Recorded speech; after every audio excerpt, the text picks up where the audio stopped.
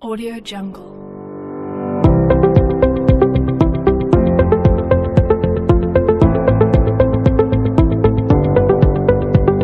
Audio Jungle.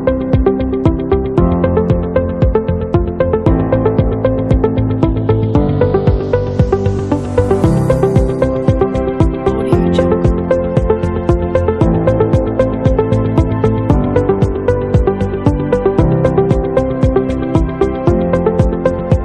Audio Jungle.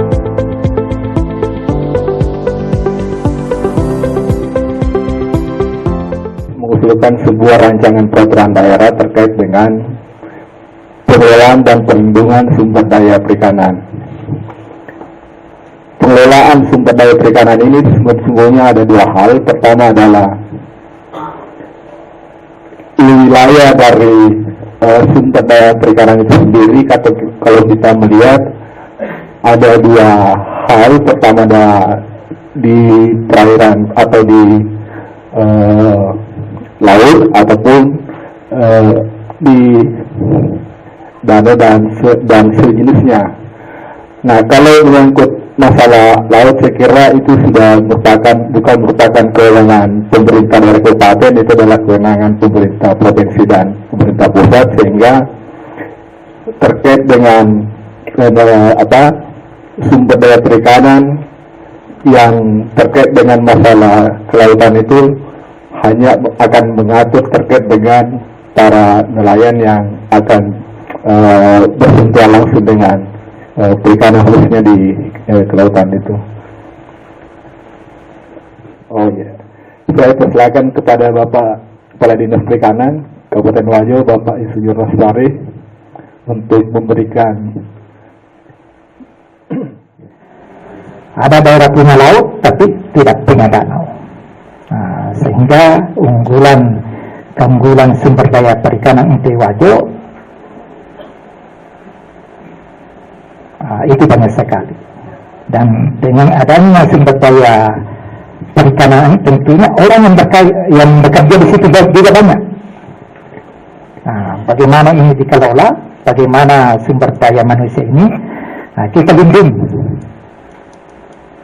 Mudah-mudahan tahun ini sudah bisa jadi, karena kalau ini nanti bapak-bapak dari DPR, kalau selama ini dari kartu kusuka yang kita sudah terbitkan sampai tahun 2022 ini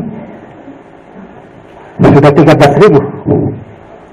Ya, di dalamnya di situ ada nelayan, ada pembudidaya, ada pengolah, dan ada pemasar. Apalagi tadi ini sudah ada undang-undangnya, ada perda juga provinsi, dan kita akan membuat. Karena kenapa? Karena biasa menjadi persyaratan untuk mengusulkan suatu program. Makanya kami dari Komisi 2 secara dini menangkap peluang ini, kami inisiasi untuk membuat rancangan peraturan daerah ini untuk menjadi perda. Karena kita tahu bahwa sebenarnya banyak bantuan-bantuan yang ada di kementerian. Akan tetapi yang menjadi masalah ada syarat untuk menerimanya bantuan ini. Jadi pertama harus dalam bentuk kelompok, kemudian harus berdasarkan dengan sumber daya manusianya. Seperti contoh kemarin kami dari Sulawesi Barat ada 2 bantuan kapal nelayan yang diberikan di sana, tidak ada yang bisa operasikan. Maka boleh dimoperasikan, terbatasi boleh ke Juragana. Karena kenapa? Karena kapal itu melaut sekitar 1 bulan ya. Ya. Nah, perjalanan karena modal hasil jamaah-jamaahnya dia dijauhkan perjalanan panjang. Jadi si lengkapi karena cuacanya si bawa pengusaha. Ya, apakah karena kenapa? Karena pemerintah sudah tidak terlibat lagi di situ, hanya menyediakan sarananya. Ya, seperti itu. Makanya kami hadir di sini untuk mendorong saudara-saudaraku untuk mendapatkan bantuan-bantuan ke depan, termasuk bantuan pabrik es dan lain sebagainya. Banyak sebenarnya program-program, cuma cara menangkapnya kita itu untuk Pak Kadis kita yang mati dulu. Pak Kodena mati dulu tahu itu ke kementerian, mati dulu nama Lita. Makanya kami sering mendampingi. Bahkan bantuan juga eskavator dan lain sebagainya. banyak. Yang penting semuanya dalam bentuk kelompok diharapkan. Jadi kami tidak berpanjang lebar lagi karena harapan kami adalah masukan-masukan daripada saudara-saudaraku. Jadi bukan kapasitas kami untuk menjawab pertanyaan-pertanyaan kita, tetapi kami hanya mencatat semua masukan-masukan yang Bapak sampaikan yang menjadi referensi. Hadir semua teman-teman kami di Komisi 2. Pak, yang sangat penting saya sampaikan, tingkat keamanan yang ada di laut kurang lebih 113 km yang ada di daerah pesisir Teluk itu perlu penanganan serius. Kapan kita tidak wanti-wanti sampai hari ini kita ada? Kapan kita wanti-wanti sampai hari ini, mulai hari ini kita akan hancur. Saya bahas dulu di sini mengenai alih fungsi tadi yang saya sampaikan tentang dari Bandung program. Ada beberapa masalah di sana, tapi memang punya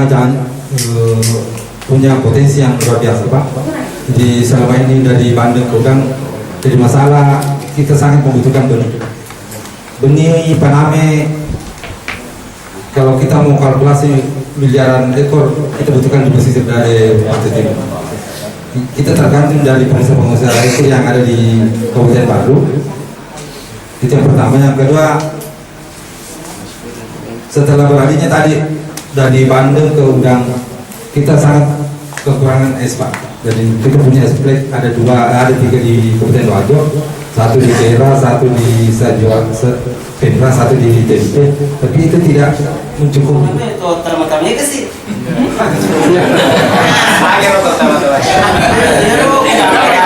Pertama tuh tempora di dia ada rumah masalah kagak terima ya si bau na colada na coy ka kilala malah si tahu si ang si Yarena tahu mau si anak lona ada tahu dalam rangka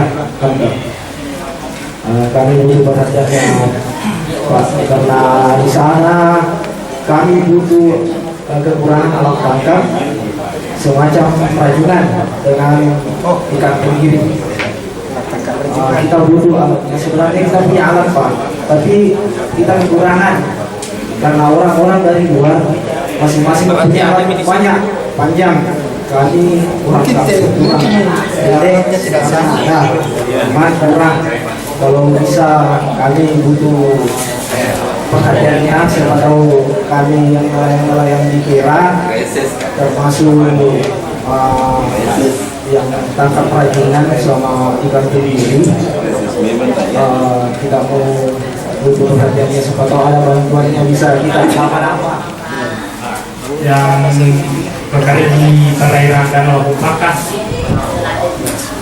Danau ini ya tidak luas, Pak, ya, tapi yang mencari ikan di sana banyak orang luar. Ada orang di Bali ini. Perlu di kamar di Bali. Yang kedua Balete. Tinggi kebatasannya antara luas dan tingginya. Wilayahnya nanti yang ada perwakilannya hadir di sini itu yang memberikan. Jadi kami mengucapkan banyak terima kasih, banyak saran dan masukan dan banyak juga keluhan-keluhan yang sudah didengar oleh Kadis Perikanan selaku pejabat teknis dan bisa membuatkan program nanti terkait dengan apa yang menjadi keluhan. Rapinda ini kita bentuk sebagai payung hukum dalam melakukan segala aktivitas yang bersinggungan dengan perikanan. Semua aspek-aspek hukum yang bersinggungan, kegiatan-kegiatan kita yang bersinggungan dengan nelayan akan kita atur dalam Rapinda ini. Atau bisa kita katakan adalah ini ada bentuk pengendalian agar tidak terjadi hal-hal yang disampaikan. Kita ini selaku masyarakat Wajo patut bersyukur kepada yang kuasa. Kenapa? Luar biasa sumber daya alam termasuk manusia yang diberikan kepada kita. Nah sekarang pertanyaannya, kita mau serius untuk manfaatkan atau tidak? tergantung kepada masyarakat sendiri. Itu pertama.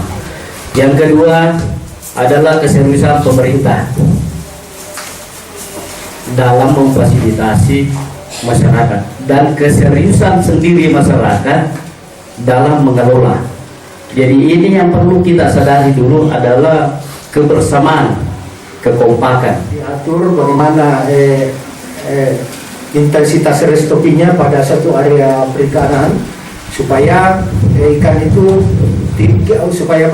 kita tidak hanya mengharapkan pembenihan ikan secara alami.